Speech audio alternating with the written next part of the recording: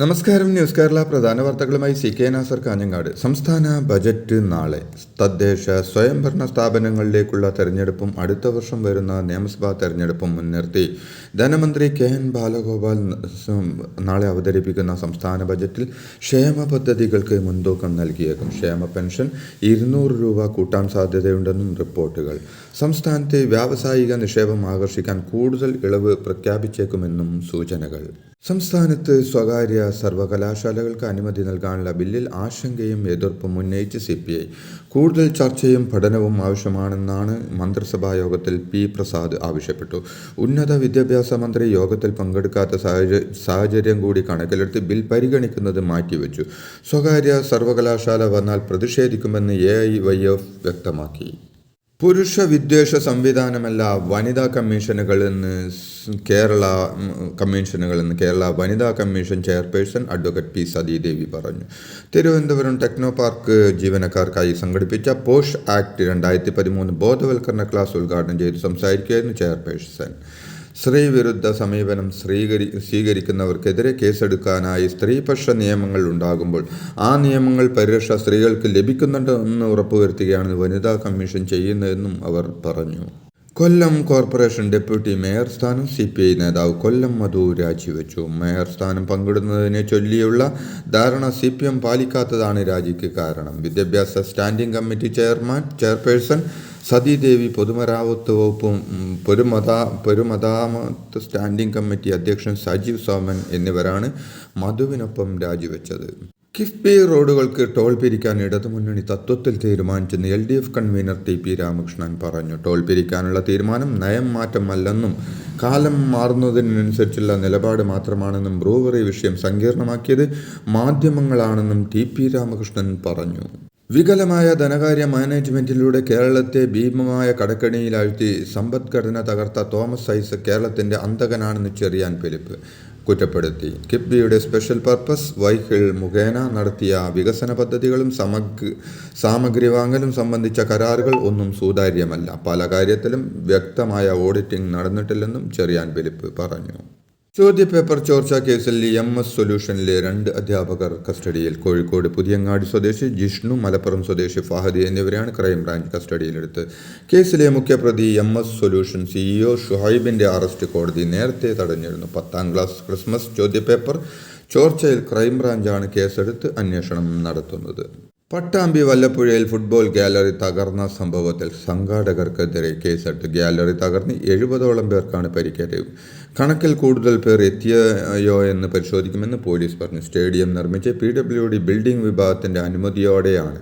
ഇന്നലെ രാത്രി 10:30 അപകടം. വല്ലപ്പുഴ അഖിലേന്ത്യാ സെവൻസ് ഫുട്ബോൾ മത്സരത്തിന്റെ ഫൈനൽ നടക്കുന്നതിനിടെയാണ് അപകടം ഉണ്ടായത്. CPM കോഴിക്കോട് ജില്ലാ കമ്മിറ്റിയിൽ നിന്നും ഒഴിവാക്കിയ മുതിർന്ന നേതാവ് PK ദിവാകരൻ വീണ്ടും ജില്ലാ കമ്മിറ്റിക്ക് കത്ത് നൽകി. വടകരയിലെ സംഘടനാ പ്രശ്നങ്ങൾ പരിഹരിക്കണമെന്നാവശ്യപ്പെട്ടിട്ടും ജില്ലാ കമ്മിറ്റിയിൽ നിന്നും പുറത്താക്കിയതിൽ അതൃപ്തി രേഖപ്പെടുത്തിയുമാണ് ജില്ലാ നേതൃത്വത്തിന് PK ദിവാകരൻ കത്ത് നൽകിയത്. ഒഴിവാക്കാൻ മതിയായ കാരണങ്ങളെല്ലാം നൽകിയതെന്ന് കത്തിൽ സൂചിപ്പിച്ചിട്ടുണ്ടെന്നാണ് വിവരം. കുടുംബ വഴക്കിനെ തുടർന്ന് മാതാവിനെ പെട്രോൾ ഒഴിച്ച് മരുമകൻ തീ കൊളുത്തിയ സംഭവത്തിൽ പൊള്ളരേറ്റ അമ്മായിയമ്മയും മരുമകനും മരിച്ചു. പാല അന്ത്യാളം സ്വദേശി നിർമ്മല, മരുമകൻ കരിക്കുന്നം സ്വദേശി മനോജ് എന്നിവരാണ് മരിച്ചത്. മാതാവിന്റെ ശരീരത്തിൽ പെട്രോൾ ഒഴിച്ച് തീ കൊളുത്തുന്നതിനിടെ സ്വന്തം ശരീരത്തിലേക്ക് തീ പടർന്നാണ് മനോജും മരിച്ചത്. കോഴിക്കോട് മുക്കത്ത് പീഡന ശ്രമം ചേർക്കുന്നതിനിടെ യുവതി കെട്ടിടത്തിൽ നിന്ന് ചാടി പരിക്കേറ്റ സംഭവത്തിൽ പ്രതി പിടിയിൽ. മുക്കത്തെ ഹോട്ടലുടമയായ ദേവദാസാണ് പിടിയിലായത്. കേസിലെ മറ്റു 2 പ്രതികൾ ഒളിവിലാണ്. ഇവർക്കായുള്ള അന്വേഷണം ഊർജിതമാക്കിയിട്ടുണ്ടെന്ന് പോലീസ് അറിയിച്ചു. സംഭവത്തിൽ കേരള വനിതാ കമ്മീഷൻ കോഴിക്കോട് റൂറൽ SP-യോട് അടിയന്തര റിപ്പോർട്ട് തേടി. പകുതി വിലയ്ക്ക് ഇരുചക്ര വാഹനവും ഗൃഹോപകരണങ്ങളും വാഗ്ദാനം ചെയ്തുള്ള തട്ടിപ്പിൽ കണ്ണൂരിൽ മാത്രം 2000ഓളം പരാതികൾ. 2 വർഷം മുമ്പ് ജില്ലയിൽ രൂപീകരിച്ച സീഡ് സൊസൈറ്റികൾ വഴിയാണ് കോടികൾ സമാഹരിച്ച പ്രൊമോട്ടർമാരും തട്ടിപ്പിൽ പെട്ടുപോയിട്ടുണ്ടാകാമെന്നാണ് പോലീസ് പറയുന്നത്. കണ്ണൂർ ടൗൺ പോലീസ് എടുത്ത കേസിൽ കോൺഗ്രസ് നേതാവ് ലാലി വിൻസെന്റും പ്രതിയാണ്. സ്കൂട്ടർ തട്ടിപ്പ് കേസിൽ പങ്കില്ലെന്ന് കോൺഗ്രസ് നേതാവ് Lali Vincent. Kannur town police എടുത്ത കേസിൽ ലാലി വിൻസെന്റ് 7ാം പ്രതിയാണ്. കേസിലെ മുഖ്യപ്രതിയായ അനന്തുകൃഷ്ണന്റെ അഭിഭാഷകയാണ് കോൺഗ്രസ് നേതാവ് കൂടിയായ ലാലി വിൻസെന്റ്. അനന്തുകൃഷ്ണന്റെ പേരുള്ള കേസുകൾ ഇതിനു മുമ്പും കൈകാര്യം ചെയ്തിട്ടുണ്ടെന്നും സീഡിൽ എല്ലാ രാഷ്ട്രീയ പാർട്ടിക്കാരുമുണ്ടെന്നും ലാലി വിൻസെന്റ് പറഞ്ഞു.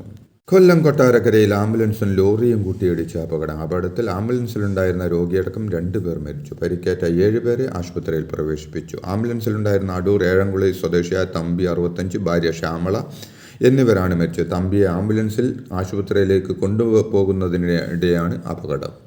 പത്തനംതിട്ടയിൽ ദമ്പതികൾ അടക്കമുള്ള സംഘത്തിന് നേരെ ഉണ്ടായ പോലീസ് ആക്രമണത്തിൽ പോലീസുകാർക്കെതിരെ കേസെടുത്തു. മർദ്ദനമേറ്റവരുടെ മൊഴിയുടെ അടിസ്ഥാനത്തിലാണ് കേസ്.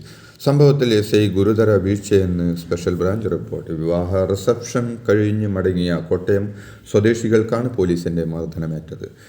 കഴിഞ്ഞ ദിവസം രാത്രി 11 മണിക്ക് ശേഷമായിരുന്നു സംഭവം. പത്തനംതിട്ട പോലീസ് സ്റ്റേഷനിലെ SI S ജിനുവും സംഘവുമാണ് വിവാഹ സംഘത്തെ ആക്രമിച്ചത്. ബാറിന് മുന്നിൽ ചിലർ പ്രശ്നമുണ്ടാക്കുന്നുവെന്ന് വിവരം ലഭിച്ച് സ്ഥലത്തെത്തിയ പോലീസ് സംഘം ആളുമാറിയാണ് അതിക്രമം നടത്തിയത്. അതേസമയം പത്തനംതിട്ട SI S ജിനുവിനെ സ്ഥലം മാറ്റിയെന്ന റിപ്പോർട്ടുകൾ. പത്തനംതിട്ട SP ഓഫീസിലേക്കാണ് മാറ്റം. നെന്മാറ ഇരട്ടക്കൊലപാതക കേസിൽ പ്രതി ചെന്താമരയുമായി നടത്തിയ തെളിവെടുപ്പ് ഇന്നത്തോടെ പൂർത്തിയായി. യലവഞ്ചേരി അഗ്രോ എക്യൂബ്സ് എന്ന സ്ഥാപനത്തിലെത്തിച്ചാണ് പ്രതി ചെന്താമരയുമായി ഇന്ന് തെളിവെടുപ്പ് നടത്തിയ. പോത്തുണ്ടി സ്വദേശികളായ സുധാകരനും ലക്ഷ്മിയും കൊലപ്പെടുത്താൻ ഉപയോഗിച്ച കത്തി വാങ്ങിയത് ഇവിടെ നിന്നാണ് എന്ന് പ്രതി മൊഴി നൽകിയിരുന്നു. ബാലരാമപുരത്ത് 2 വയസ്സുകാരിയെ കിണറ്റിലെറിഞ്ഞ് കൊലപ്പെടുത്തിയ കേസിലെ പ്രതിയായ ഹരികുമാറിന് മാനസിക പ്രശ്നങ്ങളുള്ളതായി കരുതുന്നില്ലെന്ന് ഡോക്ടർമാർ പറഞ്ഞു. പ്രതി പലപ്പോഴായി മൊഴി മാറ്റുന്നത് കൊലയുടെ കാരണം ഉൾപ്പെടെ വ്യക്തമാക്കുന്നതിന് വെല്ലുവിളിയായി മാറുകയാണെന്നും മാനസിക പ്രശ്നമുണ്ടെന്നാണ് പോലീസ് പറഞ്ഞത്. ഇക്കാര്യം കോടതിയെ അറിയിച്ചു. തുടർന്നാണ് കോടതി മാനസിക പ്രശ്നമുണ്ടോ എന്ന് പരിശോധിക്കാൻ നിർദ്ദേശം നൽകിയത്. പാലക്കാട് ജില്ലാ കളക്ടറായി G പ്രിയങ്ക ചുമതലയേറ്റു. കർണാടക സ്വദേശിയായ പ്രിയങ്ക 2017 ബാച്ച് IAS ഉദ്യോഗസ്ഥയാണ്. സാമൂഹ്യനീതി വകുപ്പ്, വനിതാ ശിശു വികസന വകുപ്പ് ഡയറക്ടർ, കോഴിക്കോട് സബ് കളക്ടർ എന്നീ ചുമതലകൾ വഹിച്ചിട്ടുണ്ട്. ഇലക്ട്രോണിക്സ് ആൻഡ് കമ്മ്യൂണിക്കേഷൻസ് എഞ്ചിനീയറിംഗ് ബിരുദത്തിനു ശേഷം പബ്ലിക് മാനേജ്മെന്റിലും പബ്ലിക് അഡ്മിനിസ്ട്രേഷനിലും ബിരുദാനന്തര ബിരുദവും നേടിയിട്ടുണ്ട്. ക്രിസ്മസ് പുതുവത്സര ബമ്പർ ലോട്ടറിയുടെ 1ാം സമ്മാനം ഇരിട്ടിയിലെ സത്യൻ. ഇരിട്ടിയിലെ മുത്തു ലോട്ടറി ഏജൻസിയിൽ നിന്ന് സത്യൻ വാങ്ങിയ ടിക്കറ്റിനാണ് 1ാം സമ്മാനമായ 20 കോടി രൂപ ലഭിച്ചത്. ക്രിസ്മസ് പുതുവത്സര ബമ്പർ ലോട്ടറിയുടെ 10 ടിക്കറ്റുകളാണ് സത്യൻ വാങ്ങിയത്. NCPയുടെ തിരുവനന്തപുരം ജില്ലാ കമ്മിറ്റി ഓഫീസിൽ ഇരുവിഭാഗങ്ങൾ ചേരിതിരിഞ്ഞ് ഏറ്റുമുട്ടി. PC ചാക്കോ അനുകൂലിക്കുന്നവരും എതിർ വിഭാഗവും തമ്മിലായിരുന്നു ഏറ്റുമുട്ടൽ. PC ചാക്കോ നിയമിച്ച പുതിയ ജില്ലാ പ്രസിഡന്റ് സതീഷ് കുമാർ ജില്ലാ കമ്മിറ്റി ഓഫീസിൽ എത്തിയതോടെയാണ് പ്രശ്നങ്ങളുടെ തുടക്കം. സംഘർഷത്തിൽ ഓഫീസിലെ കസേരകളും ജനൽ ചില്ലുകളും തകർന്നു.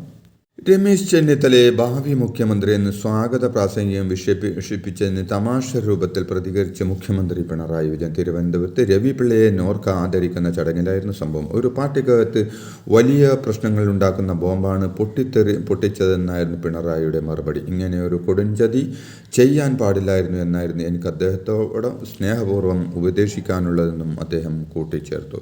ഇതോടെ ഇന്നത്തെ പ്രധാന വാർത്തകൾ സമാപിച്ചു. നന്ദി, നമസ്കാരം.